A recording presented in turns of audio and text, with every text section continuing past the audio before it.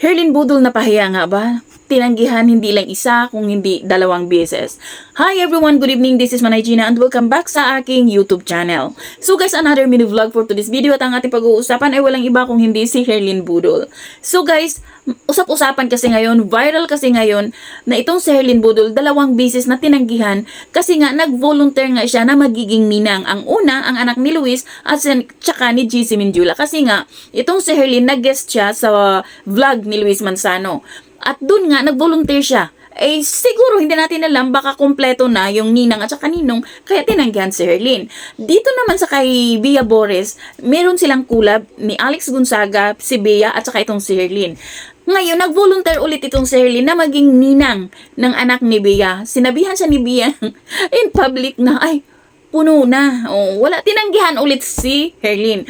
Kaya sabi ng mga netizen, next time Herlin, maging lesson na ito sa'yo, huwag kang mag-volunteer. Hayaan mong yung parents, kung sino man, ang kukuha sa'yo, hindi yung ikaw ang mag-volunteer sa sarili mo dahil nakakahiya in public. Tama din naman, mga netizen nagsasabi na hindi daw kinukuha si Herlin na maging ninang dahil squammy. Guys, ang pagiging isang mabuting tao, hindi naman kung anong estado meron siya. Pero hindi din naman natin pwedeng i-judge. Hindi naman din siguro sabihin ni GC na ay ayoko kay Herlin dahil squammy. Si B ay ayoko kay Herlin dahil squammy. Hindi naman siguro. Siguro nagkataon lang na every time na mag-volunteer itong si Herlin, may lista na itong parents at kompleto na. Siguro, ganun na lang. Positive na lang natin guys. Dahil naawa din naman. Maraming mga netizen ang naawa talaga kay Herlin. Kasi dalawang busy siyang ni-reject. Dalawang beses siyang tinanggihan.